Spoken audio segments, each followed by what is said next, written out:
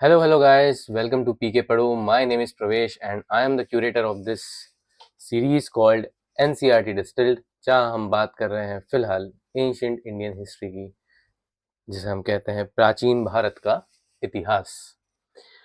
जैसा कि आपने देखा होगा, आई होप कि आपने पुराने लेक्चर्स देखे हैं, नहीं देखे हैं तो प्लीज़ देखिए। अगर आप इस लेक्चर तक पहुँचे हैं, प्लीज़ पुराने पिछले लेक्चर्स देखिए, आपको बहुत इंटरेस्टिंग लगेंगे।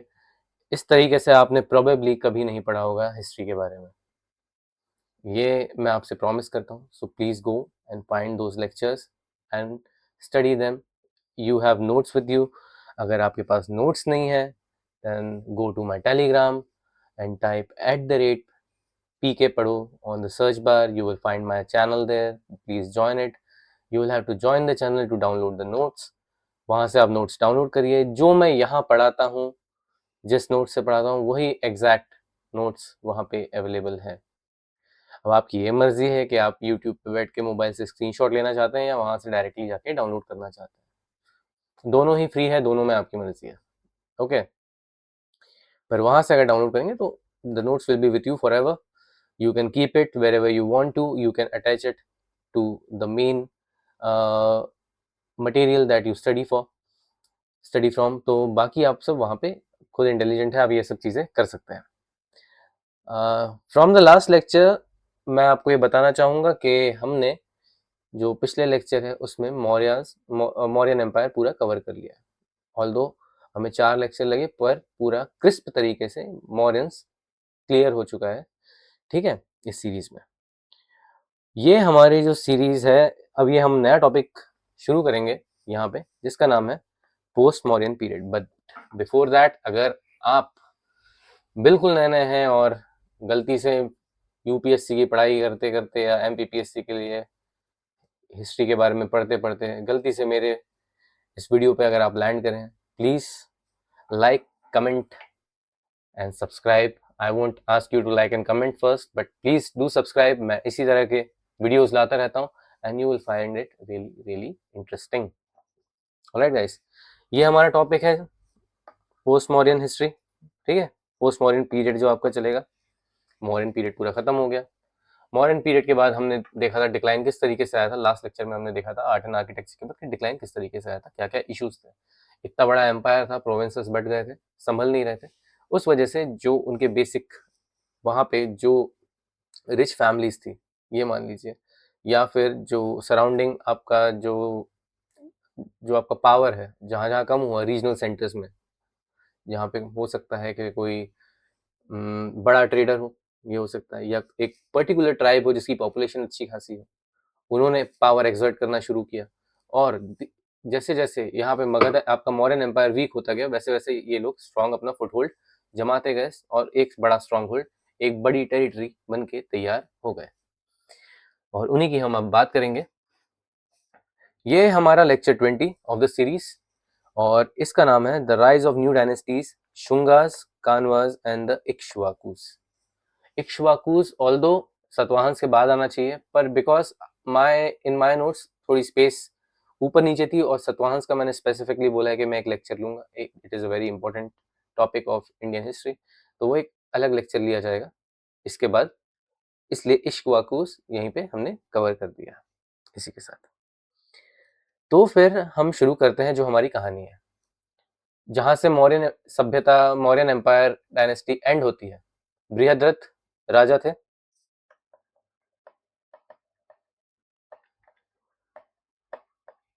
ठीक है। Brihadratha was the last king of Mauryan empire.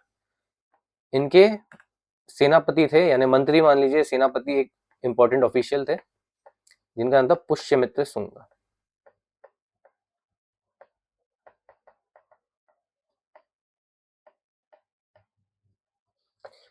Pushyamitra Shunga ने इनकी हत्या कर दी, he killed him, and thus a new dynasty started in the Magad region called the Shunga dynasty, and we will talk about it first.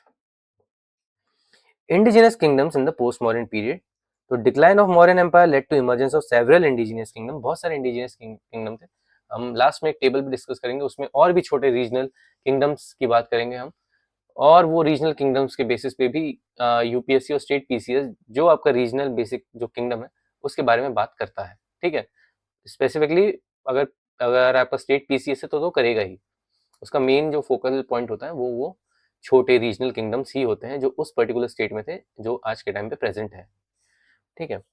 तो emergence of several indigenous kingdoms across Indian subcontinent, the most important indigenous dynasties of post modern period were Shungas, Kanvas, Satavahanas, Ikshvakus, Chola, Chera, Pandya, ठीक है। ये सबसे important है। History में इन लोगों को बहुत ज्यादा इंपॉर्टेंस दी जाती है। इस वाले जो जो ये वाला हमारा जो टॉपिक है, ये हम याद रखिए, हम ये इंडिजिनस की बात कर रहे हैं जो देश में ही बने, बाहर से कोई नहीं आया ना, इन्वेजन हुआ, अंदर के अंदर ही बने हैं ये पॉलिटिक्स की वजह से, इंटरनल पॉलिटिक्स और कॉन्फ्लिक्ट्स की वजह से अंदर ही देश जो मौर्यन एम्पायर था उसके अंदर ही डेवलप हुआ ये सब, ठीक है। अर्स्ट जो मौर्यन एम्पायर था उसी में, बाहर से किसी को अटैक करना नहीं पड़ा। जैसे कुछ जगहों पे ग्रीस आ गए, इंडो ग्रीक्स आ गए, ठीक है, कुशन्स वगैरह आ गए, ये बाहर से आए सब। तो वो वाली बात हम बाद में करेंगे। तो अभी जो हम डिस्कशन करेंगे ये हमारे शुंग डायनेस्टी, कन्वा और इक्ष्वाकु, इसकी बात करेंगे हम। नेक्स्ट लेक्चर में हम सतवाहंस की बात करेंगे, ठीक है। और चोला, चेरा और पांड्या जो है ये हमारा किंगडम्स ऑफ साउथ इंडिया जो हम बात करेंगे तो हम उसमें बात करेंगे इसकी। वो थोड़ा सबसे लास्ट में रखा है मैंने उसको, क्योंकि वो एक बार में साउथ इंडिया की पूरी आपकी जो डायनेस्टीज है और जो हिस्ट्री है वो कवर हो जाएगी वहां पे। Among these, Shunga dynasty was the first major kingdom to emerge in North India after the fall of Mauryas, ठीक है। शुंग डायनेस्टी स्टार्ट होती है आपकी 185 टू 75 बीसी में, ठीक है। इतने साल इन्होंने राज किया, 90 साल के करीब इन लोगों ने राज किया। तो Shunga dynasty was the first major indigenous dynasty to emerge after the fall of Mauryan empire, founded by Pushyamitra Shunga in 185 BC. Pushyamitra was the senapati, commander in chief of the Mauryan army. और इन्होंने किसको मारा? लास्ट मौर्यन रूलर थे जो आपके बृहद्रथ, इनकी इन्होंने हत्या कर दी पुष्यमित्र शुंग ने, और मगध पे राज करने लगे। 110 साल इनका राज्य चला है, 185 टू 75 बीसी, ऑलराइट। और ये डायनेस्टी जो थी, इसके बाद यहाँ पे कानवा डायनेस्टी स्टैब्लिश हो गई। कानवाज ने भी वही किया, ठीक है, जो कि पुष्यमित्र ने किया था मौर्य के साथ। कानवाज ने भी लास्ट जो शुंग रूलर थे उनके साथ यही किया था। अब टेरिटरी की बात करते हैं हम, टेरिटरी और कैपिटल। तो मगध ही इनका कोर रीजन था, जो मगध का है एरिया आपका। हमने यहाँ एक मैप दिया है, मैं आपको दिखाता हूँ। जो ये वाला रीजन है आपका, यही इनका कोर रीजन था।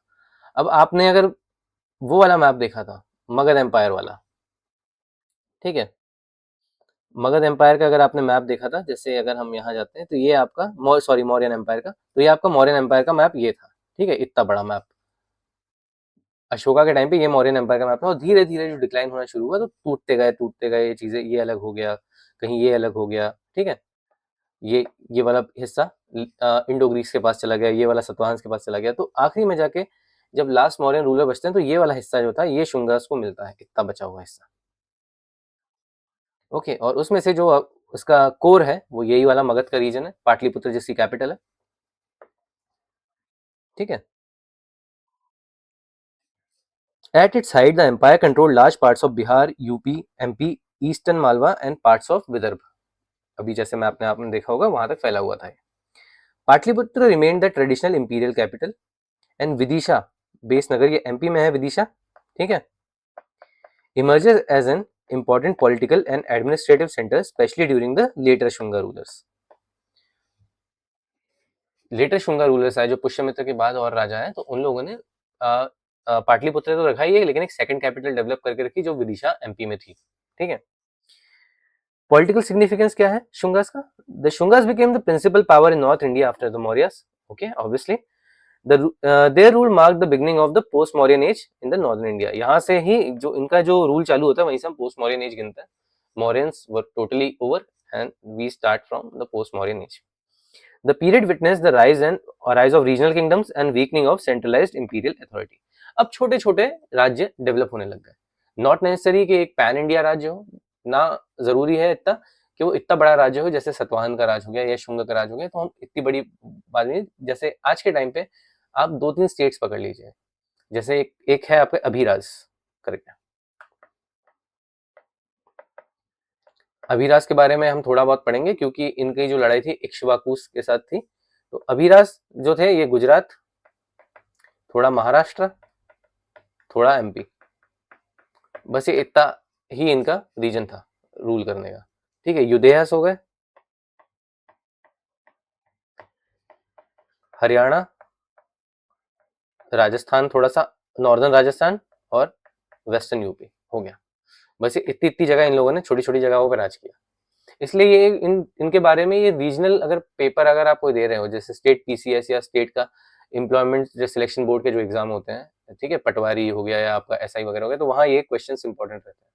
बट यूपीएससी और के पेपर के हिसाब से नहीं रहता, ना ही एनसीईआरटी इन पे फोकस करता है, क्योंकि एनसीईआरटी जो है वो सेंट्रल गवर्नमेंट का है, ठीक है, सीबीएसई और एनसीईआरटी भी, तो ये लोग जो है ये मेजर पैन इंडिया जो बड़े एम्पायर थे उनकी बात करता है, तो उसमें जो है उसके हिसाब से ये सारी बात है। पर ये ऐसा भी नहीं है कि ये पूछा नहीं जा सकता, ये पूछा गया है, यूपीएससी ने पूछा है इनके बारे में भी, एक हाथ क्वेश्चन कभी ना कभी आ जाता है रैंडमली, तो बहुत फोकस करने की जरूरत नहीं है। पर हाँ, अगर आप करना चाहेंगे तो नीचे नाम है इसके टॉपिक के लास्ट में, लेक्चर के लास्ट में, आप उसको गूगल कर लीजिएगा, आप चाहे तो अपनी मर्जी से पढ़ भी लीजिएगा उसको।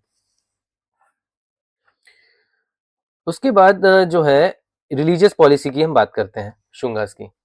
तो पुष्यमित्र शुंग थे वो ब्राह्मणिज्म के फॉलोअर थे, ठीक है, वैदिक जो रिलीजन चला रहा था उसके फॉलोअर थे ये।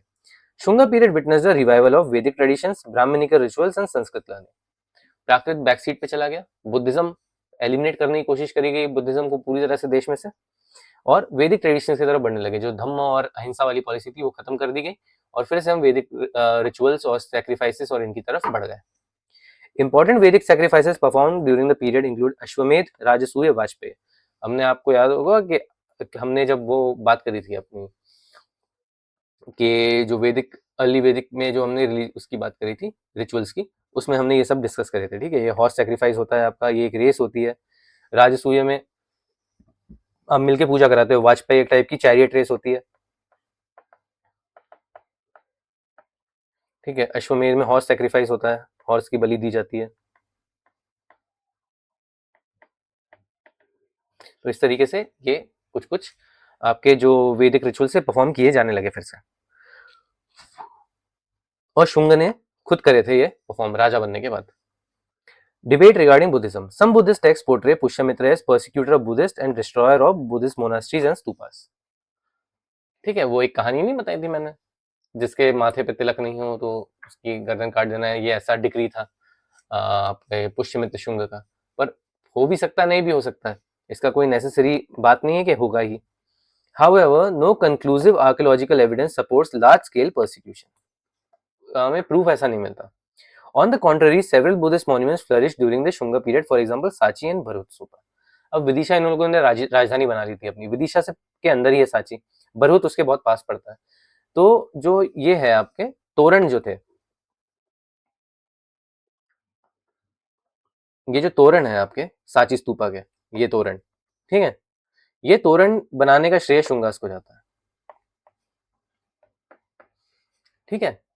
तो ये तोरण हो गए, यहाँ पे हो गए बरहुत स्तूपा में जो तोरण हो गए वो, तो ये वाले जो बनाने का श्रेय है ये शुंगास के पीरियड में ही बने थे ये, तो उन्हीं को जाता है। तो art and architecture, Shunga period witnessed significant development in art and architecture.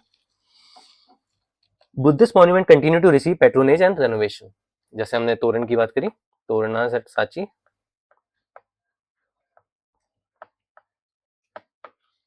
ठीक है। Stupa, the great stupa of साची originally build by Ashoka was enlarged and renovated during the Shunga period. Stone railings और आर्किटेक्चरल एडिशंस बनाए करे गए थे उसमें। भरूच स्तूपा में भी यही हुआ था, ठीक है।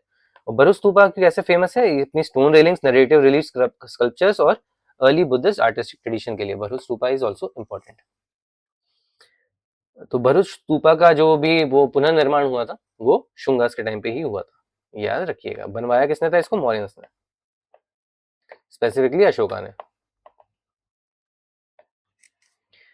फीचर्स क्या है शुंगा आर्ट के, स्टोन रेलिंग, तोरण, narrative sculptures, floral and geometric designs, जो हमको यहाँ पे तोरणस में क्लियरली दिखाई देते हैं। अगर आप देख पा रहे होंगे तो ये डिजाइन हो गए, ठीक है। फिर ऐसे ये ज्योमेट्रिक डिजाइन हो गए आपके, ये गोल गोल, ठीक है, ये हो गया। फिर इलेबोरेट यहाँ पे स्टोरी टेलिंग है, पूरी महाभारत वगैरह की कहानी वगैरह लिखी गई है इसमें, ऐसी चीजें हैं, जातक कथा लिखी गई है, ये सारी चीजें इसमें मेंशन्ड है। तो उस तरीके का नरेटिव स्कल्पचर्स बोला जाता है इनको। स्टोन रेलिंग्स, ये जो रेलिंग्स बनी है ये वाली, ये ये स्टोन रेलिंग्स, ये सब शुंगास के टाइम पे एडिशन हुआ है इनका। Represents the transition from Mauryan art to later Indian artistic traditions. अब शुंगास के जो फॉरेन रिलेशंस थे वो किस तरीके से, ये देखते हैं हम। कन्फ्लिक्ट था इनका इंडो ग्रीक्स के साथ। अब जो मैप अगर आप देखेंगे शुंगास का, after the decline of Mauryan empire, तो हमने देखा था कि ये वाला जो पार्ट है, ठीक है, ये आपकी इंडस नदी बह रही है, यहाँ पे गांधार और आपका अफगानिस्तान में गांधार और कंबोज वगैरह वाला जो रीजन है वो यहाँ पड़ता था। तो यहाँ पे जो है सेल्यूकिड एम्पायर यहाँ पे था कहीं पे, ये लोग आने लग गए थे अंदर, ठीक है। और बाद में ये वाला एम्पायर हटने के बाद भी, सेल्यूकिड एम्पायर हटने के बाद यहाँ से आए इंडो ग्रीक्स, और ये लोग अंदर तक घुस गए थे, यानी यहाँ पे मथुरा तक, और इधर पे आप देखेंगे तो उज्जैन तक। ये पूरा एरिया इन लोगों ने कॉन्कर करने की कोशिश करी, और लगभग लगभग उन लोगों ने इस तरीके का गुजरात वगैरह वाला पूरा हिस्सा, ये वाला हिस्सा पूरा कॉन्कर कर लिया था इंडो ग्रीक्स ने। तो इसलिए इंडो ग्रीक्स के साथ इनका इशू था, लड़ाई थी शुंगास की। The Shungas face invasion from Indo Greeks और यवन्स, ठीक है। सेल्यूकेड और ग्रीक्स को हम यवन्स कहते हैं, ठीक है। और हमने एक और बात डिस्कस करी थी कि जो इंडो बैक्टीरियंस थे उनको क्या कहा जाता था, उनको कहा जाता है यूकस। Pushyamitra and later ruler resisted Greek advances into northern India. तब भी इन लोगों ने लड़ाई लड़ी और तब भी उनको रोक के रखा ताकि वो अंदर तक ना आ सके। मथुरा वगैरह और आपका जो इंद्रप्रस्थ और आगरा वाली बॉर्डर है वहां पे इन लोगों ने इनको होल्ड करके रखा था ताकि ज्यादा अंदर पुश ना कर पाए, सिर्फ गुजरात की सीमा तक ही मेंटेन रहे हैं। Vasumitra is traditionally credited with the defeating यवन फोर्सेस। वासुमित्र एक राजा थे इनके, alright.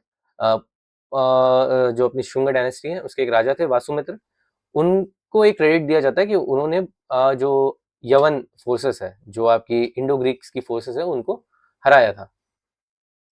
Diplomatic relation, later relation between the Shungas and Indo Greeks became peaceful. बाद में पीसफुल रिलेशन भी बन गए इनके। Evidence of diplomatic contacts is provided by the Heliodorus pillar. ये विदिशा में हेलियोडोरस पिलर, ठीक है। मैंने आपको बताया था एंटीकिलाडिस, ये राजा थे इनके, ग्रीक राजा थे इनके, जो क्या बोलते हैं, इनके एम्बेसडर थे हेलियोडोरस। तो हेलियोडोरस यहाँ आ गए थे, ये इंडो ग्रीक राजा है ना, इंडो ग्रीक राजा, जो कि इंडो ग्रीक राजा जो अभी हम बात कर रहे थे ऊपर, यवन एंटिकिलाडिस राजा थे, और उनके जो एनवॉय थे वो हेलियोडोरस थे। हेलियोडोरस को भेजा गया था यहाँ पे शुंगा पीरियड के टाइम, और उस टाइम उसने वहां पे जो है बेसनगर विदिशा में अपना हेलियोडोरस पिलर बनाया, जहाँ पे उसने कहा कि मैं भागवत हूँ, भागवत कल्ट से हम भी रिलेशन रखते हैं। और यानी यहाँ पे आने के बाद बेसिकली उनका भागवत में हृदय परिवर्तित हुआ। पहले जो अपना रिलीजन फॉलो करते होंगे वो करते होंगे, उसके बाद वो भागवत बन गए। तो Shunga period was witness the growing importance of Bhagavata cult. Bhagavatism भी हमने पढ़ा था, तो भागवत कल्ट का जो है इंपॉर्टेंस, विष्णु की जो पूजा है उसका इंपॉर्टेंस बढ़ने लगा। वासुदेव कृष्ण इन सब की पूजा बढ़ने लगी, बिकेम इंक्रीजिंगली पॉपुलर। हीलियोडोरस पिलर की बात करते हैं जो अभी हम कर ही रहे थे। Build during the reign of Bhagabhadra. Bhagabhadra एक राजा है शुंग के, उनके पीरियड में हीलियोडोरस आए थे यहाँ पे, और विदिशा बेस नगर में मध्य प्रदेश में है जो, वहां पे उन्होंने अपना हीलियोडोरस पिलर बनाया, जिसे गरुड़ पिलर भी, sorry, Garuda pillar, Garuda pillar भी कहा जाता है उसे, या खाम बाबा बोलते हैं लोकल लैंग्वेज में। अगर आप एमपीपीएससी देते हैं तो खाम बाबा भी बोला जाता है इसे, खाम बाबा। ये इसी पिलर के नाम है, हीलियोडोरस डोरस पिलर के। Erected by Heliodorus, a Greek ambassador sent by Indo Greek ruler Antialcidas, ठीक है, एंटियलकिडास इसी ने भेजा था। ये राजा थे वहां के इंडो ग्रीक वाले रीजन के, उनने अपना इनवॉय भेजा था। डेडिकेटेड टू वासुदेव या Krishna, consider one of the earliest epigraphic evidence of Bhagavata और Vaishnava worship. Very important point. Literary sources में भी हमें कुछ जो एविडेंस मिलते हैं शुंग पीरियड के, वो क्या मिलते हैं। एक किताब है महाभाष्य। हमने जो महाजनपद वाला हमारा एरर वाला पॉइंट है उसमें मैंने बताया था आपको, महाभाष्य लिखी है पतंजलि ने, references to contemporary political condition. अब ये जो है महाभाष्य बेसिकली, जो पनीनी एक लेखक थे पनीनी, उनकी किताब थी अष्टाध्यायी।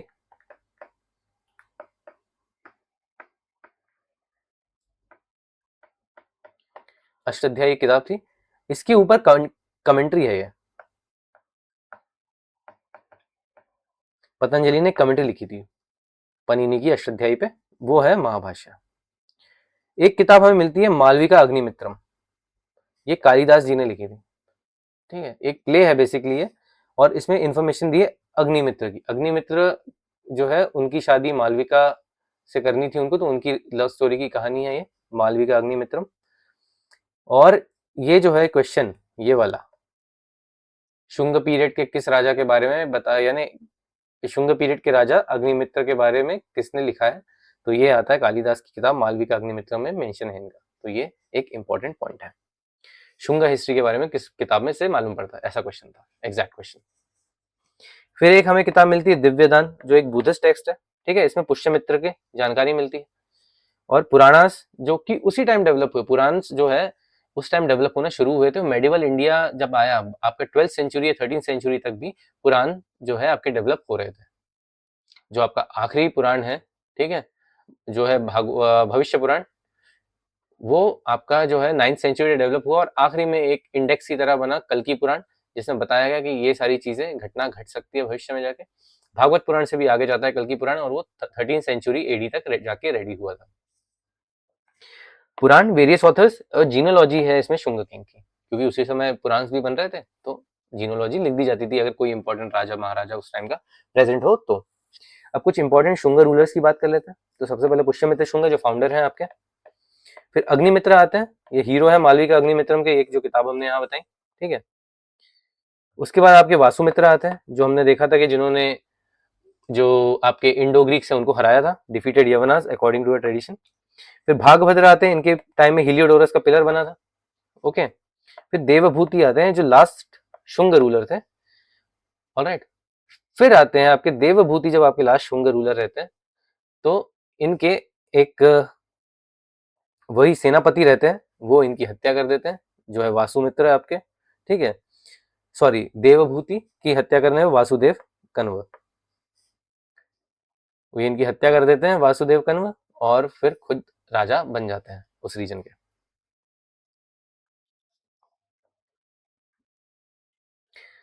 अब ये इसके कुछ जो फीचर है जो हमने ऊपर डिस्कस किया, ये वही है, सब कुछ एक चार्ट फॉर्म में है बस, ओके। सिग्निफिकेंस क्या है शुंग डायनेस्टी का? First major indigenous dynasty after the Mauryas, alright. Revive Brahmanical traditions and Vedic rituals, इन्होंने वापस से पुनः जागरण हुआ था ब्राह्मणिज्म का इसके बाद, क्योंकि बुद्धिज्म अब डिक्लाइन पे आ चुका था, तो फिर से मौका मिल गया ब्राह्मणिज्म को राइज करने का। तो आज के टाइम पे अब ये मैं बोल सकता हूँ, ये बता सकता हूँ आपको कि आज के टाइम पे अगर हमारा भारत देश मेजोरिटरीली हिंदू है, तो उस पार्ट का सबसे बड़ा श्रेय जो है वो जाता है शुंगास को। वहां से शुरू हुआ, अगर अगर वैसा कुछ नहीं होता, मान लीजिए ब्राह्मणिज्म वहां से राइज नहीं करता, तो जो हिंदू ट्रेडिशन है वो खत्म लगभग हो चुका था इस देश में से। मेजरली जो लोग हैं वो बुद्धिज्म की तरफ बढ़ चुके थे। यहाँ से रिवाइवल होता है, फिर से एक आखिरी में सांस मिलती है हिंदू धर्म को, और फिर से हिंदू धर्म आगे बढ़ने लगता है। Witness growth of Bhagavata religion, continued patronage of Buddhist movement such as Sanchi and Bharuch, उनने तोरण वगैरह बनवाए थे, ठीक है। रेजिस्टेड इंडो ग्रीक्स, वासुमित्र ने जो किया आपने देखा ही। Played an important role in the transition of Mauryans to post Mauryan India. वहां से जो शिफ्ट है, एक क्लियर शिफ्ट दिखाई देता है हमें, सोच में, आइडियोलॉजी में, रिलीजियस पैटर्न में। पहले के टाइम में जो है रिलीजन अपने अपने हिसाब से फॉलो करने का अधिकार नहीं हुआ करता था, तो स्टेट जो बोलता था वही आपको फॉलो करना पड़ता था, बहुत ही इंपॉर्टेंट होता था ये। उस टाइम ह्यूमन राइट्स वगैरह और सिविल राइट्स, फंडामेंटल राइट्स की कोई बात नहीं करता था, जो बोल दिया तलवार की जोर पे जो हुआ वो हुआ, ऐसा रहता था, ठीक है। अब ये जो हमारा जो मैप है वो इस तरीके का बचता है, शुंगा एम्पायर इस तरीके का था, एक कैपिटल ये, एक कैपिटल ये, एक मेजर सिटी है, सबसे मेजर सिटी मथुरा, ये सब इन्हीं के अंडर में था, alright. Now we will do the next, जो हमारी डायनेस्टी है वो थी कानवा। आपने देखा कैसे जो आपके आखिरी राजा थे देवभूति, उनके जो सेनापति थे, सेनापति वॉज वासुदेव। वासुदेव नाम के सेनापति थे, वासुदेव कानवा। तो इन्होंने इनका असैसिनेशन कर दिया, किल कर दिया इनको, ठीक है। और यहां से फिर हमारा इमरजेंस होता है कन्वा डायनेस्टी का।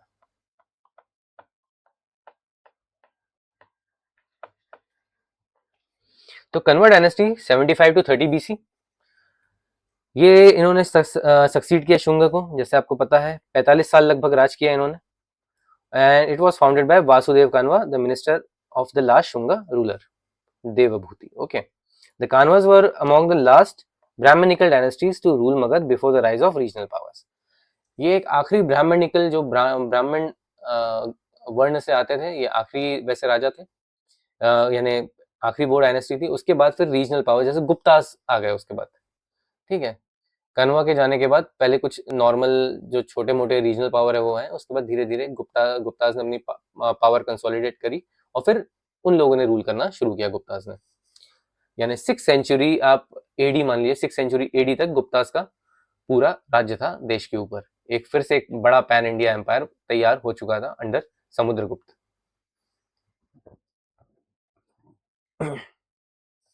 Establishment of Kanva dynasty. तो last Shunga ruler Devabhuti assassinated by his minister Vasudeva Kanva, ठीक है।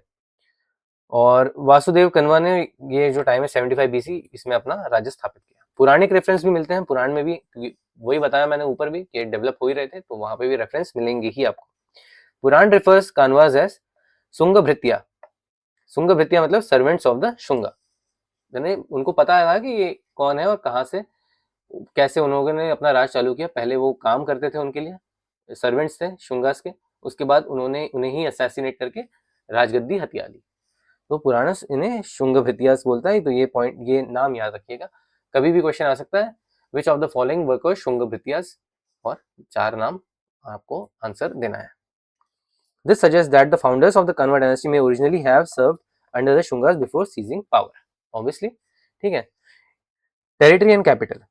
Kanva kingdom was much smaller than Mauryan and Shunga empire. काफी छोटा हुआ करता है कनवा, और क्योंकि ये ऐसे कोई बहुत मेजर पावर नहीं थी, और जब तक इनके हाथ में ताकत आती भी तब तक और रीजनल पावर्स जो थी और ज्यादा स्ट्रांग हो चुकी थी, जैसे कि सतवाहंस, और जो फॉरेन से इन्वेजन था वो भी बहुत अंदर तक आ सकता था। कुशन्स एक टाइम पे बहुत बड़ा एरिया जो है वो अपने अंडर रखते थे।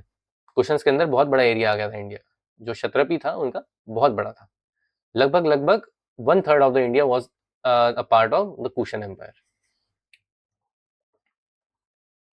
तो कन्वा जो के हाथ में जो किंगडम बचा था बहुत छोटा था। Their effective authority was mainly confined to Magadha, parts of central India and Vidisha reason.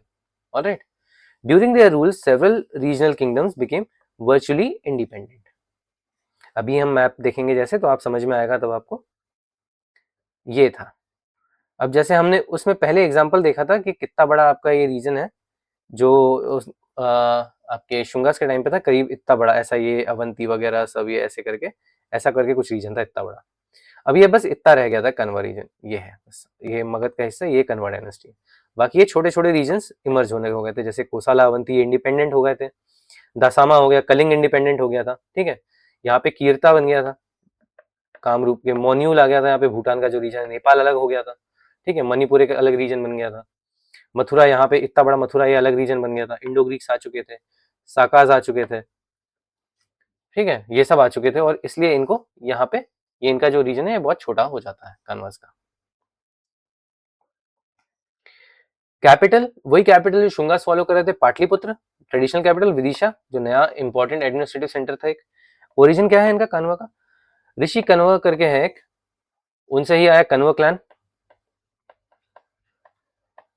अब कन्वा क्लैन अगर आपको याद होगा, ऋग्वेद का मंडल 8 कन्वा क्लैन ने डेवलप किया था, ये मंडल 8 को, वहीं से इनका जो रिलेशन है वो निकल के आता है। ये भी Kanva rulers were Brahmans, trace their lineage to Rishi Kanva, ठीक है।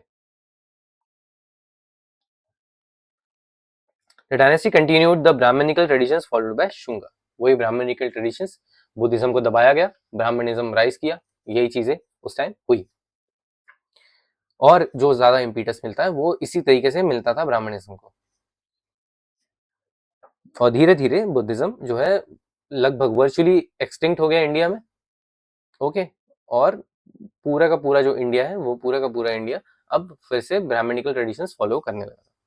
अब कुछ कन्वर रूलर्स की बात करते हैं। जो पहले थे वासुदेव, फाउंडर, ठीक है। फिर एक राजा आते हैं इनके भूमिमित्र, इनके कुछ कॉइन्स मिले हैं, ठीक है, जो आर्कियोलॉजिकल एविडेंस देते हैं कि कान्वा डायनेस्टी थी वहां पे प्रेजेंट।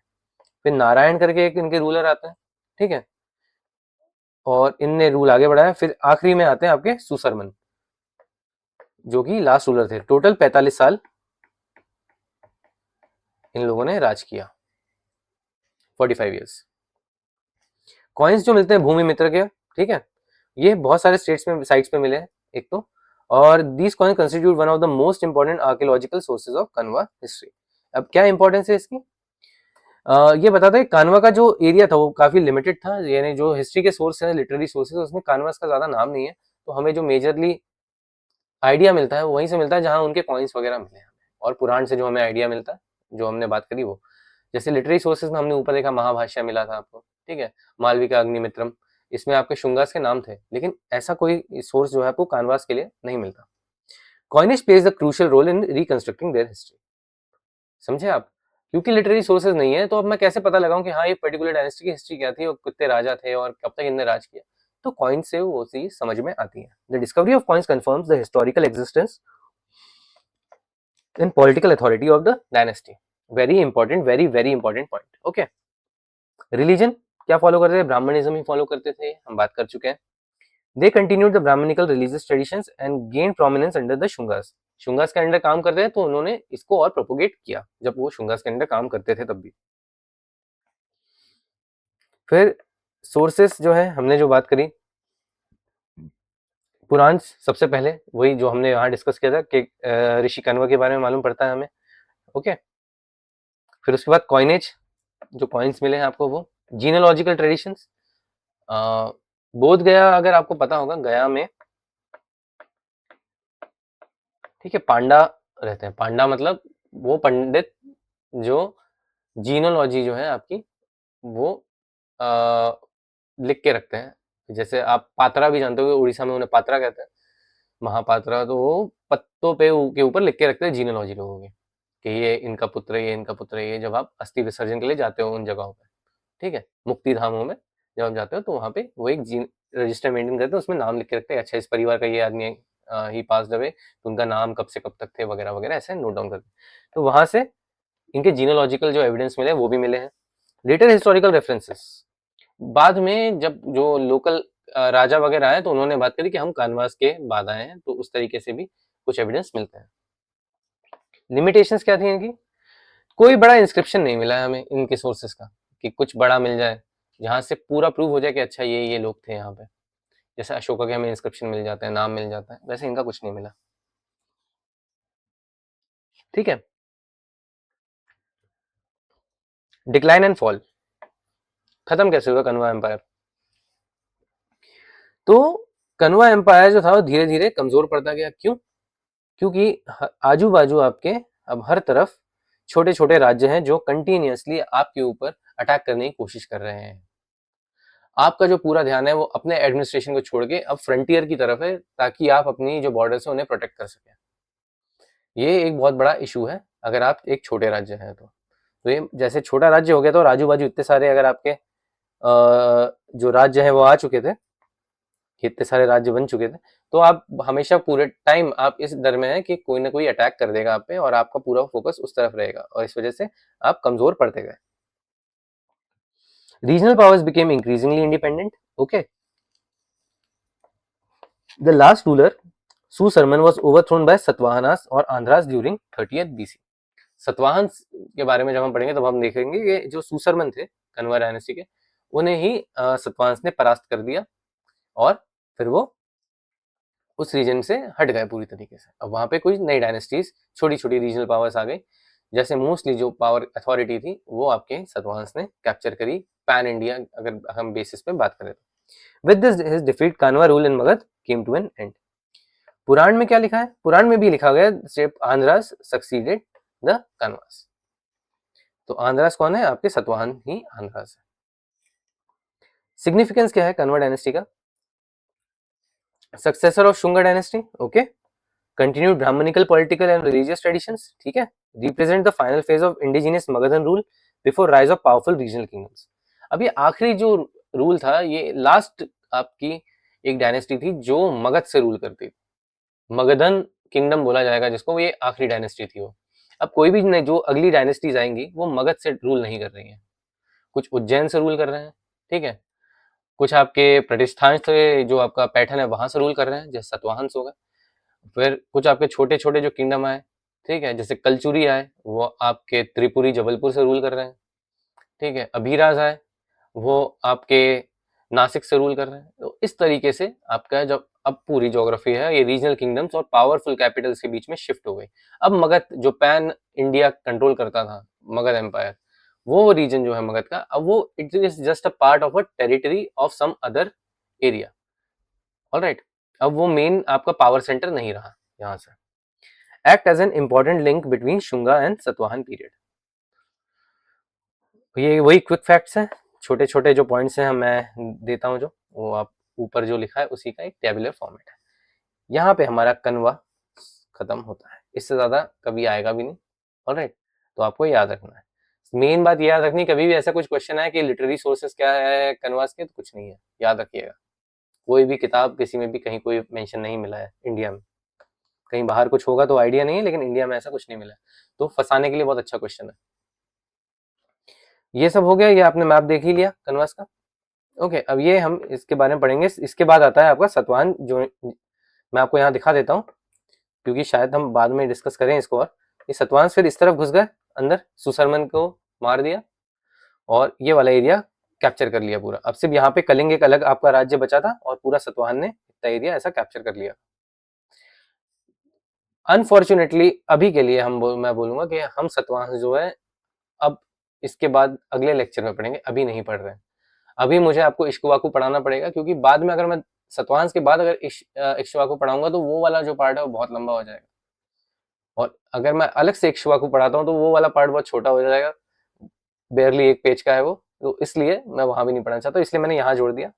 अदरवाइज कनवास के बाद सतवाहन आना चाहिए वैसे, अगर हम क्रोनोलॉजिकली पढ़ें तो। पर because of unforeseen circumstances and because of the size of my notes, तो हम अभी पहले इक्ष्वाकुस पढ़ेंगे, ठीक है। अब इक्ष्वाकुस की हम बात करते हैं, तो they succeeded Satavahanas in the eastern Deccan after decline of Satavahana power. जब हम सतवाहन पढ़ेंगे तो हम देखें सतवाहन पावर भी जब डिक्लाइन हुआ था, तो उसके बाद इक्ष्वाकुस ने कैप्चर करना शुरू किया था अपना region. They ruled approximately from 225 AD to 325 AD, 100 साल राज किए इन्होंने, ठीक है।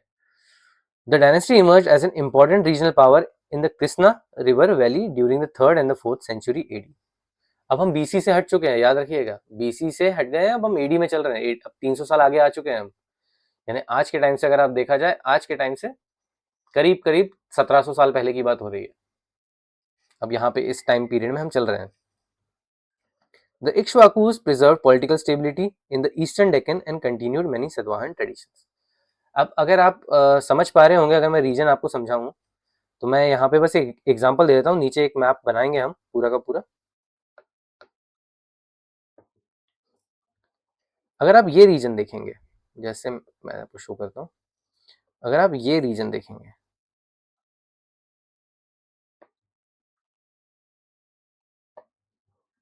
मेजरली आंध्र प्रदेश, तेलंगाना और थोड़ा सा तमिलनाडु का पार्ट है, थोड़ा सा महाराष्ट्र का पार्ट है इसमें, ठीक है। तो ये रीजन था आपका जो है, इक्ष्वाकुस ने ये रीजन कैप्चर किया था। सतवाहन, पहले सतवाहन यहाँ तक आप देख रहे होंगे सतवाहन पूरा है, पर सतवाहन जब वीक हो गए तो यहाँ से इतना एरिया इक्ष्वाकु ने कैप्चर कर लिया, ठीक है। इनको आंध्रा इक्ष्वाकु भी कहते हैं क्योंकि आंध्र प्रदेश वाला है। इनकी कैपिटल थी विजयपुरी, विजयपुरी, तो इन्हें इक्ष्वाकु ऑफ विजयपुरी भी कहा जाता है, क्योंकि इक्ष्वाकु क्लैन और भी है। जैसे हम जो श्री राम है, भगवान श्री राम जो अयोध्या में जन्म, यहाँ पे जन्म हुआ जिनका, उनका जो क्लैन है वो भी इक्ष्वाकु क्लैन से ही आया है, ठीक है। तो इसलिए इक्ष्वाकु हम कंफर्म करने के लिए इसे इक्ष्वाकु, आंध्र इक्ष्वाकु, या आप इसे ईस्टर्न डेक्कन इक्ष्वाकु बोल सकते हैं, या आप इसे इक्ष्वाकु ऑफ विजयपुरी बोल सकते हैं। तो इनके अलग अलग नाम है इक्ष्वाकुस के। हमें कुछ पुराणिक रेफरेंस मिलते हैं इक्ष्वाकु के। तो मत्स्य पुराण एक करके पुराण है, ठीक है। It refers Ikshvaku as Shri Parvatiya Andhras. Shri पर्वतीय आंध्रा बोलता है मत्स्य पुराण इन्हें। तो अगर कभी क्वेश्चन कभी भी आ सकता है, माइंड करके रखिएगा। ओके, डायनेस्टिक क्लेम क्या है इनका? Ikshvaku claim descend from the legendary Ikshvaku lineage. Okay, this lineage is associated with Suryavansh, solar dynasty and Lord Ram, जो अभी हम ऊपर बात कर रहे थे। तो वो वहीं से, इसलिए वो नाम अपना नाम लेके चले। लेकिन क्योंकि अब इतना टाइम पीरियड बीत चुका है और ये यहाँ पे कोई नई जगह पे राज कर रहे हैं, तो हम कैसे कंफर्म करेंगे ये क्या है? तो इसलिए इनके नाम के पीछे इनकी जो जगह है वो लगा दी जाती है। तो इक्ष्वाकु ऑफ विजयपुरी ऐसा बोला जाता था, ठीक है। तो importance, such claims help in strengthen royal legitimacy and Prestige. अब क्या होता है, जब जैसे मैंने आपको एक बात बताई कि कोई भी जो है राजा, वो ब्राह्मण्स को कभी भी तकलीफ क्यों नहीं देता था। मैंने बाजीराव मस्तानी वाली एक आपको बात भी बताई थी कि नाम रखने की अपने बच्चे का, तो वो वाली जो बात थी वैसी बात बता रहा हूँ मैं। तो क्या होता था, जब ऐसे राजा आते थे, मान लीजिए आप एक जगह लड़के आ गए, आपने एक टेरिटरी कैप्चर कर ली, और अब आपको लेजिटिमेसी चाहिए कि मैं यहाँ राज करूंगा। वो लेजिटिमेसी एक राजा को सिर्फ और सिर्फ ब्राह्मण जो वर्ग है वो दे सकता था। जब तक ब्राह्मण वर्ग ये नहीं कहेगा कि हाँ तुम राजा हो, तुम सही क्षत्रिय हो, तुमको राज करने का अधिकार है, तब तक वो राजा राज्य नहीं कर सकता था उस जगह पे। तो जब आप ऐसी लीनेज प्रोवाइड कर देते हो कि हम तो, आपको पता है हम वहां से आए हैं, हमारा लीनेज वो है, श्री राम के वंशज हैं, ठीक है, एक तो ये, और ऊपर से आप थोड़े लीनियंट हो ब्राह्मणों के साथ, आप ब्राह्मणिकल जो रिलीजन है उसे सपोर्ट कर रहे हो, आप जो उनके रिचुअल्स और सैक्रिफाइसेस की प्रैक्टिस है उसको कंटिन्यू होने दे रहे हो, आप बलि का जो सिस्टम है वो कंटिन्यू होने दे रहे हो, तो वो आपको सपोर्ट करेंगे। इस तरीके से जो सिस्टम है वो डेवलप हुआ। अगर प्योरली बोला जाए तो जो आपके कनवास है, या सॉरी कनवास को हटा दीजिए आप, ये तो ब्राह्मण में ही आ गए, जो आपके नंदाज है, जिन्हें, क्योंकि मौर्यंस का भी लीनेज कुछ कंफर्म नहीं है, तो जो आपके नंदाज है, नंदाज के बाद ओरिजिनली कोई क्षत्रिय राजा नहीं आया, यानी जो वैदिक वैदिक धर्म के हिसाब से क्षत्रिय था। ऑब्वियसली बाद में जो आपके है रीजनल पावर्स वो डेवलप हुई, लेकिन मैं एंशिएंट इंडिया की बात कर रहा हूँ। उसके बाद एंशिएंट इंडिया में कोई भी ऐसा क्षत्रिय राजा नहीं आया। जो राजा भी आया, जब भी आपका एक राज्य बना, आपको चाहिए थी लेजिटिमेसी, आप लेजिटिमेसी लेने के लिए आप आगे बढ़े। इस तरीके से धीरे धीरे धीरे धीरे वर्ण में लोग आए भी अंदर, कुछ लोग अंदर भी आए, कुछ लोग बाहर भी गए। इसके आप बाहर गए का मतलब आप एक वर्ण छोड़ के आप क्षत्रिय वर्ण में आ गए हैं, ठीक है। और दूसरी बात यह कि क्षत्रिय वर्ण में आप आके आप एक्सेप्ट हो गए हैं, तो अब आप भी क्षत्रिय हैं। इस तरीके से जो बाद में जो रीजनल मेडिवल इंडिया में जो रीजनल पावर्स डेवलप हुई थी, जो आज के टाइम पे भी अपनी सब चल रही है, वो उनका जो डेवलपमेंट है वो इस तरीके से होता है। जब आपके पास राज्य नहीं है तब भी तो आप कुछ काम कर रहे होंगे ना, उसके बाद आपके हाथ में राज्य आया, आपने पावर कंसोलिडेट करी, बहुत बड़ा काम किया है आपने, उसके बाद फिर आपने, ऑब्वियस सी बात है, अगर कोई इतना बड़ा राज्य करेगा तो उसको लेजिटिमेसी चाहिए, अब वो लेजिटिमेसी मांगेगा, वो देने का अधिकार ब्राह्मण को होता था। इसलिए ये आपको ऐसा क्लेम करना पड़ता था कि हम रॉयल लीनेज से हैं, हमारा इनसे रिलेशन है, और हमारे ये पूर्वज हैं, हम श्री कृष्ण के यहाँ से आते हैं, वो कि हमारे पूर्वज हैं, या श्री राम हमारे पूर्वज हैं, सूर्यवंशी, चंद्रवंशी, यदुवंशी। इस तरीके से ये सारी जो चीजें हैं, ये पॉपुलर जो है आपकी सोसाइटी में ये वाली बातें होती हैं। Okay, territory and capital. तो रीजन जो था इक्ष्वाकु का, eastern Krishna valley, Guntur region, parts of present day Andhra Pradesh, its capital was Vijayapuri, जो हमने डिस्कस किया था ऊपर। मॉडर्न डे नागार्जुन कोंडा नाम है जिले का, जो आंध्र प्रदेश में है, नागार्जुन कोंडा नाम से है, वही इनकी कैपिटल थी विजयपुरी। ओके, यहाँ पे इनके इंस्क्रिप्शन वगैरह भी मिले हैं इक्ष्वाकु से। इंपॉर्टेंस ऑफ विजयपुरी, इंपॉर्टेंस क्या है विजयपुरी की? Political capital of the kingdom है ये, ठीक है। मेजर बुद्धिस्ट सेंटर था ये नागार्जुन कुंडा, बहुत इंपॉर्टेंट सेंटर है, अमरावती के बहुत पास पड़ता है, और यहाँ पे ही अमरावती स्कूल ऑफ आर्ट भी डेवलप हुआ बहुत अच्छे से, और इंस्क्रिप्शंस बहुत हैं यहाँ पे, स्तूपास हैं, इंस्क्रिप्शंस है, विहार है, ये सारी चीजें यहाँ पे है available. Centre for learning and religious activities. Sources of history भी कुछ बात करती है इक्ष्वाकुस की। तो नागार्जुन कोंडा इंस्क्रिप्शन मिला है, कुछ आर्कियोलॉजिकल एक्सकेवेशंस में कॉइन्स वगैरह मिले हैं, इनके। बुद्धिस्ट मॉन्यूमेंट्स में इनके कुछ बनवाए थे जो इन्होंने, वो है। ब्राह्मणिकल टेम्पल्स कुछ बनवाए हैं इन्होंने, वो है। और पुराणिक रेफरेंस जो हमें मिलता है, जैसे हमें यहाँ मत्स्य पुराण में मिला था, वो रेफरेंस। अब सिग्निफिकेंस क्या है, जैसे unlike Kanvas the Ikshvakus have relatively rich inscriptional evidence. जैसे कन्वास की हमें कोई भी रिटर्न ऐसी इंस्क्रिप्शन में कोई भी हिस्ट्री नहीं मिलती, लेकिन हमें इक्ष्वाकुस की मिलती है। ये एक इंपॉर्टेंट पॉइंट है इसका। अब आप समझ रहे होंगे जो मैंने बात करी, जो डायनेस्टीज पढ़ते हैं, हम क्यों पढ़ रहे हैं वो डायनेस्टीज, जिनका हमें प्रूफ मिला है, बहुत सॉलिड प्रूफ मिला है, जो हमें पता है कि हाँ है, ये एग्जिस्ट करता ही है, और जो उसका इतना इंपॉर्टेंस है कि पैन इंडिया उस इम्पैक्ट डाल सकता है, उनकी बात करता है सीबीएसई और एनसीईआरटी। और इसलिए ये वाले जो कुछ आपके जो डायनेस्टीज है, वो इसलिए इतनी इंपॉर्टेंट हो जाती है, और बाकी सारी जो डायनेस्टीज है वो रीजनल पावर्स की तरफ शिफ्ट हो जाती है, और ये पैन इंडिया पावर्स बन के इमर्ज होती है। इंपॉर्टेंट रूलर कौन थे अब इनके, इक्ष्वाकुस के? तो ये थे चमटामूला वन। चमटामूला वन या वशिष्ठिपुत्र चमटामूला इनका नाम था। फाउंडर थे ये इक्ष्वाकु क्लैन के, ठीक है। Establish an independent kingdom after decline of Satavahana authority. Religious activities क्या क्या करवाई थी इन्होंने, अश्वमेध करवाया था, वाजपेय कराया था, अग्निहोत्र करवाया था। तो ये सारे जो आपके वैदिक प्रैक्टिसेस हैं और ब्राह्मणिकल सैक्रिफाइसेस है, ये इन्होंने करवाए। सिग्निफिकेंस क्या है, indicates revival of Brahmanical traditions in eastern Deccan. समझे आप? यहाँ पे भी जो है, जहाँ पे आंध्रा वगैरह में पहले जो बुद्ध स्तूपा वगैरह जो भी मिले हैं, उसके बाद भी यहाँ पे अब ब्राह्मणिकल ट्रेडिशंस अब बढ़ना, रिवाइवल होना शुरू हो चुका है। अगले जो राजा आते हैं, ये वीर पुरुष दत्ता है इनका। One of the most important Ikshvaku ruler, Buddhist patronage था दिया था इन्होंने। तो इनकरेज द कंस्ट्रक्शन और renovation of monasteries, stupas and religious establishment. Although he used to follow Brahmanical religion, but patronage दिया था इन्होंने बुद्धिज्म को थोड़ा सा। तो स्तूपास बने, जैसे आपके अमरावती स्तूपा वगैरह बने, नागार्जुन कुंडा में भी स्तूपा मिले, तो ये इनके टाइम पे बने। Political relations, maintained alliance with neighbouring powers through matrimonial alliance. शादी करके ये रिलेशन का जो था, फ्रेंडशिप करते हैं का सिस्टम था इनका, कि आस पड़ोस के जो राजा हैं, इनसे आप मैट्रिमोनियल अलायंसेस बनवाइए, अपनी शादी करिए किसी राजा के यहाँ पे, या अपने जो बच्चे हैं या अपने परिवार का कोई जन है उसकी शादी करवाइए। तो इस हिसाब से एक पर्टिकुलर एक स्मॉल एरिया में कुछ रीजनल पावर्स मिलके एक अच्छा स्ट्रॉन्ग होल्ड बना सकते हैं, उस तरीके का इनका आइडिया था। फिर एक उहुआला Chamtamula, sorry if I am pronouncing it wrong, के उहुआला चमटामुला इनका था। ये continued patronage of Buddhism and Brahmanical institution both, ठीक है। और इनके नाम से काफी इंस्क्रिप्शन भी है जो बताते हैं कि अच्छा इनका राज्य ऐसा था। एडमिनिस्ट्रेशन, तो हम सतवाहन में मेन पढ़ेंगे सतवाहन एडमिनिस्ट्रेशन क्या था। तो इक्ष्वाकु ने बेसिकली वही जो एडमिनिस्ट्रेशन था वही फॉलो किया, उन्होंने कुछ ज्यादा चेंजेस नहीं लाए। तो सतवाहन इन्फ्लुएंस था इनके एडमिनिस्ट्रेशन में, और जो है एडमिनिस्ट्रेटिव फ्रेमवर्क था जो इनका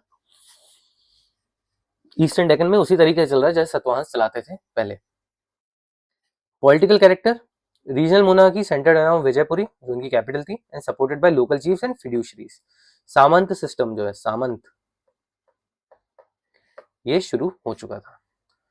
मेन इसको सामंत सिस्टम को जो आगे बढ़ाया वो गुप्तास ने बढ़ाया। वैसे तो गुप्तास के टाइम सामंत सिस्टम या फिड्यूशरी का सिस्टम जो था वो बहुत एडवांस स्टेज पे था, लेकिन यहां से ये मान के चलिए आप, फिड्यूशरी वाला सिस्टम जो है शुरू है। फिड्यूशरी में क्या होता है, जैसे मैं हूं, अब मेरे दूर के, मैं राजा हूँ, मेरे दूर दूर के रिलेशन में कोई निकला, कोई इंसान है, काफी योग्य इंसान है, तो मैं बोलूंगा एक काम करो यार, तुम राज करो मेरे नाम से। एक पर्टिकुलर एरिया दे दूंगा मैं उसको, ठीक है, एक छोटी सी प्रिंसिपैलिटी दे दूंगा कि तुम यहाँ पे राज करो जाके।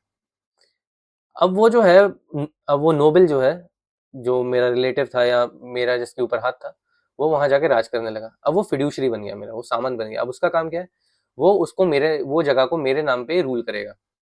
मेरे नाम पे रूल करने के बाद वहां से टैक्सेस कलेक्ट करेगा और मेरे को देगा लाके, वहां का लॉ एंड ऑर्डर हैंडल करेगा। मैं अगर बोलूंगा कि हमें जंग लड़ने जाना है, तो अपनी सेना लेकर आएगा मेरे लिए लड़ने के लिए।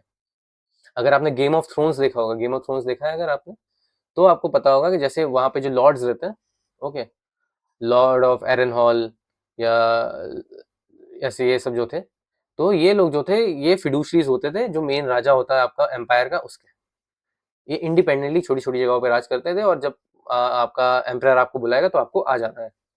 और उसकी मदद करनी है, तो सामंत सिस्टम होता है वो इंडिया में। रिलीजन, हम बेसिकली, अगर आपको अभी भी ऐसा कुछ डाउट हो रहा है तो जो एडमिनिस्ट्रेशन है वो मैं पहले सतवाहन में पढ़ाऊंगा, आप उससे पूरा रिलेट कर लेंगे क्योंकि एग्जैक्ट सेम है, ठीक है, सतवाहन में ही हम डिस्कस करेंगे ये।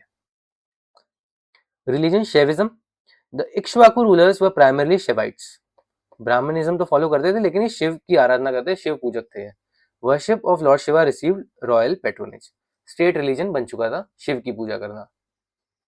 आपको पता होगा जैसे आंध्र में हमें एक बहुत इंपॉर्टेंट आपको ज्योतिर्लिंग मिलता है मल्लिकार्जुन करके, ठीक है, वो इन्हीं का, यानी जो आइडिया है यहीं से इमर्ज होता है। तो वैदिक tradition, rulers perform Ashvamedha, Vajapeya, Agnihotra and other Vedic rituals. Okay, Brahmanical revival हुआ उसके बाद, dynasty promoted Brahmanical traditions, temple building activities, कुछ मंदिर भी बने उनके समय में। पैट्रोनेज ऑफ बुद्धिज्म, तो रिलीजियस टॉलरेंस की पॉलिसी थी, जैसे मैंने कहा कि स्तूपा नागार्जुन कोंडा वगैरह में बनाए इनने, ठीक है, और जो पुराने स्तूपा थे उनको रिपेयर वगैरह करवाया। Despite being Shaivite, the Ikshvaku generously patronized Buddhism. Royal women as patrons. Distinctive feature of Ikshvaku rule was that important role played by royal women. Important point, अगर कभी women की condition के बारे में आता है तो आप ये point कर सकते हैं। Queens and princesses funded stupas, monasteries, चैत्यास, religious establishment. Significance क्या होता है, क्या शो करता है ये कि influential position थी royal women religious life में, अच्छा कर रहे थे, यानी उनको ऐसा नहीं था कि अगर आप औरत हो तो आप ये धर्म कर्म के कांड से, इस कामों से हट जाओ, ये वाला सिस्टम नहीं था, उन्हें भी प्रमोट करने की इजाजत थी। Provide evidence of female participation in public religious patronage, आपका यज्ञ वगैरह हो गया तो उसमें भी फीमेल्स पार्ट लेती थी। बुद्धिस्ट सेक्ट्स, तो नागार्जुन कोंडा में जो हमें बुद्धिस्ट सेक्ट मिलता है, ठीक है, तो हमें महासंघिका, फिर माहिशासका और कुछ और भी बुद्धिस्ट सेक्ट्स मिलते हैं हमें वहां पे, ठीक है, ये मेजरली महासंघिका, महाशासिका ये मिलते हैं। आप अगर नोटिस करेंगे तो ये क्वेश्चन आ चुका है, महासंघिका का क्वेश्चन पूछा गया था डायरेक्ट, यूपीएससी पूछ चुका है महासंघिका का कि ये किनके राज्य में था। ओके, डायरेक्ट क्वेश्चन आया था।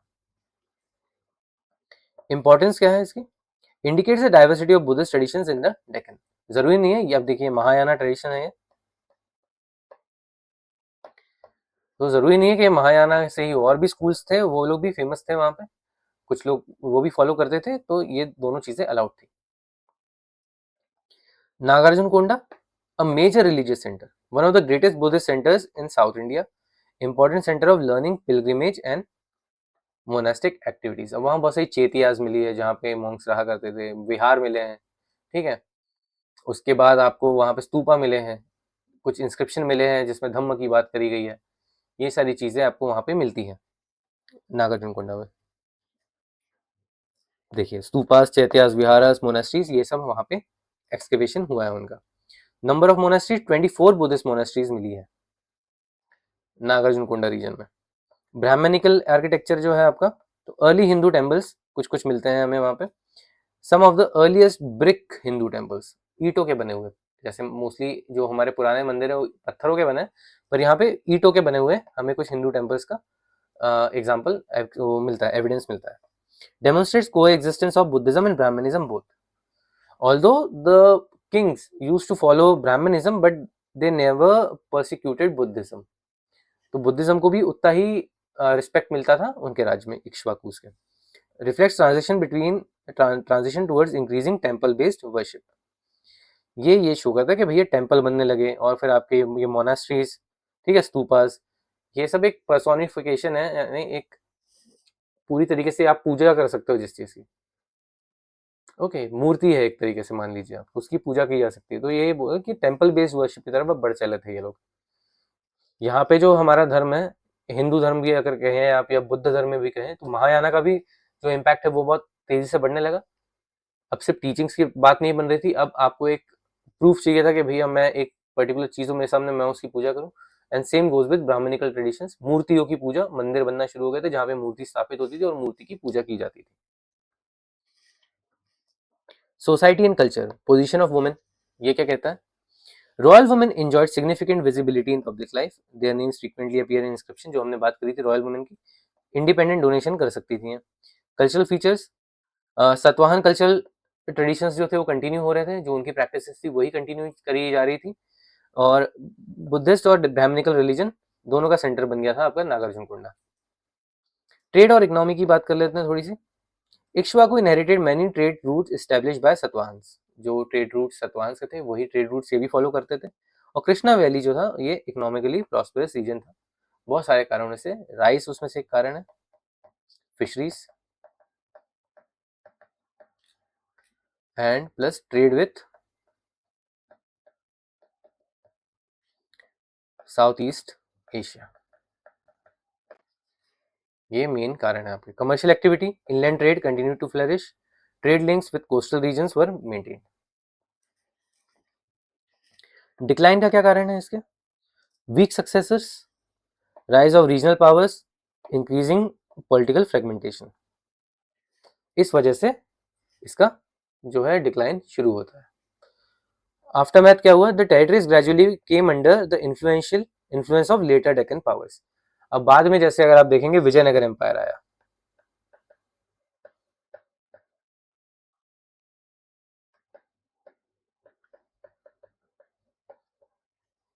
ओके, फिर चोलास का राइज हुआ,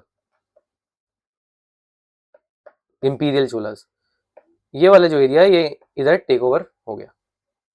इन लोगों ने धीरे धीरे छोटा से बड़ा करते करते राज करना शुरू किया, कुछ रीजनल पावर्स को हराते हराते इन लोगों ने पूरा एरिया टेक ओवर कर लिया। अब सिग्निफिकेंस क्या है इक्ष्वाकु डायनेस्टी का? ये हम जो ऊपर हमने जो पढ़ा वही है सब कुछ, उसका एक निचोड़ है छोटा सा। सक्सेसर और सतवाहन्स, पॉलिटिकल स्टेबिलिटी आई सतवाहन रूल के बाद, और उसके बाद जो है शैविज्म और बुद्धिज्म दोनों फॉलो करते थे, ओके। नागार्जुन कोंडा जो है और ग्रेटेस्ट बुद्धिस्ट सेंटर बन गया साउथ इंडिया का। रॉयल वुमेन का जो अधिकार है, उनको कुछ अधिकार मिले कि वो पूजा करवा सकती हैं और डोनेशन वगैरह कर सकती, फंड कर सकती हैं। कुछ अर्लीस्ट ब्रिक हिंदू टेम्पल बनवाए गए साउथ इंडिया में इनके द्वारा। एंड ये एक ट्रांजिशन दिखाता है हमें सतवाहन्स के बाद, जो आगे की जो सतवाहन्स के बाद जो एक पॉलिटिकल वैक्यूम बनने से पहले जो एक पर्टिकुलर ट्रांजिशनल पीरियड था, वो वाला पीरियड इक्ष्वाकुस दिखाता है। ऑल्दो ये सतवाहन्स के बाद आए, उसके बाद इक्ष्वाकुस के बाद फिर एक टोटल कुछ पीरियड ऑफ डिसरप्शन चला, जब तक आपका जो मेजर किंगडम्स थे, जैसे कि आपका चोलास, इंपीरियल चोलास वो नहीं आ गए, या उसके बाद विजयनगर एम्पायर वो नहीं आ गया, तब तक ये वाला चला। लेटर ऑन जब हम मेडिवल इंडिया में जाएंगे तब आप देखेंगे कि अब ये जो हैदराबाद वगैरह वाला रीजन है, बीजापुर रीजन है, तो बहामनी किंगडम आया, ठीक है, फिर बीजापुर सुल्तानत आई, ये सब फिर वो इस्लामिक राज की तरफ भी आगे बढ़ा, ये वाला एरिया देवगढ़ का जो एरिया है। ये आपका पूरा एक टेबल छोटा, ठीक है, ऊपर का ही जो डेटा है उसका, दैट्स इट। इसके साथ हमारा इक्ष्वाकुस भी खत्म होता है। ये इक्ष्वाकुस में ज़्यादा नहीं आएगा, अगर आएगा भी कभी कुछ तो बहुत जो बेसिक सिस्टम है, जैसे मैंने कुछ बताया आपको, जैसे महासंघिका वाला ये क्वेश्चन आ चुका है, ये आया है यूपीएससी में, आप खुद चेक कर सकते हैं, बिल्कुल आया है ये वाला क्वेश्चन, ओके। उसके बाद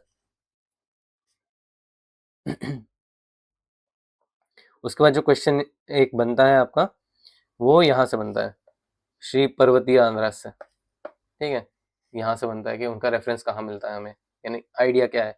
सोर्सेस वगैरह ही ज़्यादा पूछे जाते हैं कि इनका आइडिया कहाँ से आया, इनका नाम कहाँ मेंशन्ड है, और जैसे हमने ऊपर देखा था मालविका अग्निमित्रम का क्वेश्चन, तो वो भी सोर्स का क्वेश्चन था कि ये राजा है जो उनके शुंग राजा के बारे में कौन सी किताब में लिखा हुआ है, तो मालविका अग्निमित्रम पता होना चाहिए आपको, अग्निमित्र वाज राजा ऑफ शुंगास, उस तरह से क्वेश्चन आते हैं, इनमें से ऐसे क्वेश्चन बनते हैं।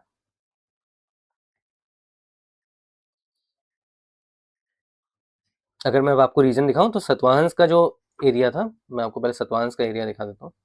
अर्लियर जो सतवाहन्स का रीजन था वो कुछ ये पूरा हिस्सा भरूच और मुंबई वगैरह वाला हिस्सा पूरा आएगा इसमें, ये मान लीजिए अब ये वाला हिस्सा, और ये यहाँ से ये हिस्सा, इतना हिस्सा सतवाहन्स ने कैप्चर कर लिया था। इसमें से जो सतवाहन्स के पास ऑलरेडी प्रेजेंट नहीं था वो ये रीजन था, कलिंग। कलिंग अलग हो चुका था फिर से, ठीक है, तो आप ये मान लीजिए ये जो पिंक के अंदर है ये वाला पार्ट, ये पूरा सतवाहंस के अंदर हुआ करता था। अब सतवाहंस के जब डिक्लाइन होना शुरू हुआ तो जो नई पावर इमर्ज होती है हमारी, वो होती है ये सतवाहन रूल के अंदर ही इस तरीके से एक नई पावर इमर्ज होती है, ये यहाँ तक जाती है। अब ये वाला जो रीजन है आपका, ये है आपका इक्ष्वाकुस।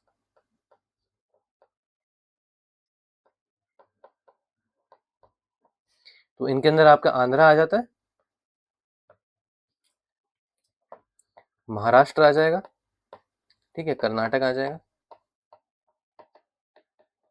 ये रीजन इनके अंडर थोड़ा थोड़ा 5 हिस्सा आ जाता है यहाँ पे। इसके बाद यहाँ पे जो हम बात कर रहे थे कि यहाँ पे एक डायनेस्टी थी जो, अब ये मान लीजिए अब ये सतवाहन एम्पायर जो है अभी खत्म हो चुका है, मैं हटा देता हूँ, डिक्लाइन हो चुका है इसका। अब ये थोड़ा बहुत हिस्सा बचा होगा सतवाहंस का जो बचा है, बाकी अब रीजनल पावर जैसे आना शुरू हो चुके हैं। तो अब यहाँ पे एक ऐसा करके एक रीजन आता है, ये अभिराज है।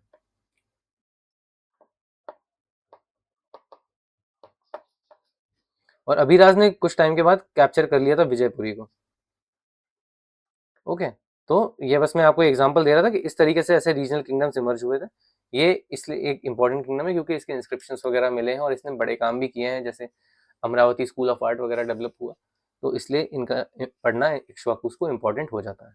फिर अभिराज वगैरह जो है इन्होंने भी, जैसे या गुजरात का कुछ हिस्सा हो गया, महाराष्ट्र हो गया कुछ हिस्सा, ठीक है, थोड़ा बहुत आंध्र का और मध्य प्रदेश का ये कुछ हिस्सा हो गया, ये इन्होंने भी रूल किया। अब हम यहाँ पे कुछ लोकल जो है आपके इंडिजिनस और जो छोटे किंगडम्स थे उनके बारे में बात करेंगे। Other indigenous kingdoms republics of post modern period, तो एक है योधेया, हरियाणा, पंजाब, नॉर्दर्न राजस्थान, ठीक है। फेमस मिलिट्री रिपब्लिक गणसंघ थे एक, worship Kartikeya Skanda, issued numerous coins, capital थे इनकी रोहतक, ठीक है। Arjunayanas, eastern Rajasthan, Bharatpur Alwar region, republican polity known mainly from coins contemporary of Kushans, जब कुशंस आए थे उनके कंटेम्प्रेरी थे ये। फिर Malavas, Malwa region, Madhya Pradesh Rajasthan, originally from Punjab, later settle in Malwa associated with Ujjain region, issued coins. Abhiras, western Maharashtra, Gujarat, northern Konkan, rose after Satavahana decline, initially feudatories, later independent ruler, ये भी फिड्यूशरीज थे सतवाहन्स के, जस्ट लाइक आपके इक्ष्वाकुस। फिर Kunindas, Himachal Pradesh, Uttarakhand foothills, known from coins, Shaiva influence, visible coinage, आपने देखा होगा इस रीजन में जो है आपके हिमाचल उत्तराखंड में बहुत पुराने पुराने मंदिर मिलते हैं हमें शिव के, तो वो इनके टाइम पे डेवलप हुए होंगे। Audumbaras, Punjab Himachal region, small republican state known mainly from coins, आप देख रहे होंगे इनका किताबों में ज्यादा, लिटरेरी सोर्सेज में ज्यादा वर्णन नहीं है, यानी इनके पास वैसे कोई बड़े पोएट या बड़े स्कॉलर्स नहीं थे जो कि कोई लिटरेरी किताब लिख सके या कोई पोएट या कोई ड्रामा लिख सके और उसमें इनका नाम होना है। इन्होंने कुछ इतना बड़ा ऐसा कुछ काम किया, इन्होंने कुछ साल राज किया और फिर हट गए हैं वहां से, और कोई दूसरा किंगडम बन गया उस एरिया में। तो इस तरीके से ये वाले चले पोस्ट मॉडर्न टाइम्स में। कोई पैन इंडिया बड़ा एम्पायर नहीं आ पाया, सब जो थे छोटे छोटे थे। एक बड़ा आता है सतवाहन जो है, वो है एक बड़ी इंपीरियल पावर, तो इसलिए हम उसे अलग से स्पेसिफिकली डिस्कस करते हैं। फिर Trigartas, Jalandhar Kangra region, ancient republican polity of Punjab hills. फिर माद्रकास, ये मादराज है, ठीक है, मद्रास नहीं है, मादराज है। सेंट्रल पंजाब रीजन, कैपिटल साकाला या Sialkot, mention among north western tribes. अब ये मैंने क्यों बताया आपको, ये क्वेश्चन यूपीएससी पूछ चुका है, उसने बोला ये और उनका रीजन पूछ लिया था। रीजन पूछा था कि इनने कहाँ राज किया, मैच द कॉलम थे, 6 इधर थे 6 इधर थे, किन किन ने राज किया है, और नीचे 4 ऑप्शन दिए थे, तो यूपीएससी का क्वेश्चन था, इसलिए मैंने आपको बता दिया। तो नाम याद रख लीजिएगा। अभी इन्होंने सिर्फ एक क्वेश्चन पूछा था जो ये था 2023 में आया था क्वेश्चन, जब सबसे टफ पेपर जो था उसमें ये क्वेश्चन आया था। तो या तो आप ये कर लीजिएगा इस हिसाब से, एक चीज ये, अदरवाइज अगर आप ये नहीं करना चाहते इस तरीके से, अगर ये आपको कम लगता है तो आपको मैंने नाम दे दिया है ताकि आप क्लियर रहें कि क्या पढ़ना है हमें। सीधे टाइप करना गूगल पे, उसका एक पेज आएगा, ज्यादा बड़ा पेज होगा भी नहीं, छोटा पेज होगा, उसमें 2 या 3 राजा होंगे, उनके नाम नोट कर लेना, कुछ इंपॉर्टेंट बात नोट कर लेना। वो भी नहीं करना है तो सीधे लिंक आएगी, लिंक उठा के आप चैट जीपीटी को दे देना, वेब सर्च डाल के ऑप्शन में, वो आपको पूरा एक बना के दे देगा, छोटा सा नोट। वो नोट को आप कॉपी पेस्ट करके सेव कर लेना या प्रिंट करके रख लेना, आपका काम हो गया। अब आपको बस जब भी आपको लगता है रिवाइज करना, एक बार पढ़ लेना वो नोट को, आपका काम हो जाएगा। ऑलराइट गाइस, तो that's it for this topic. हमने शुंगास, कानवास और इक्ष्वाकुस, 3 बड़ी डायनेस्टीज के बारे में जो पोस्ट मॉडर्न थी उनके बारे में पढ़ा। अब एक बड़ी डायनेस्टी जो पोस्ट मॉडर्न है वो है सतवाहंस, वो हम पढ़ेंगे नेक्स्ट लेक्चर में, वहां पे हम ये बात क्लियर करेंगे। And I will like to tell you again कि please to download these notes you will have to join my telegram, that is @pkpado. All the notes are available in PDF form there for free. And if you like this video, please like and comment. And if you like to be a part of this family where we study NCERT, like we don't have to do it again ever.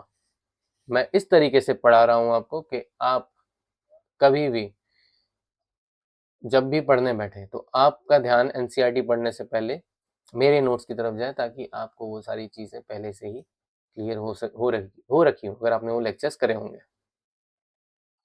आपको बार बार NCERT ना पढ़नी पड़े। So please to do that and to help me, please subscribe this channel and like comment under this video, it I would really appreciate that. मेरी बहुत मदद होगी आपके ये करने से। Thank you, and we will talk about the sadhvanas in the next lecture. Till then, मस्त रहो, पी के पढ़ो और खुश रहो और बिल्कुल टेंशन मत लो। I'll see you in the next lecture. Bye.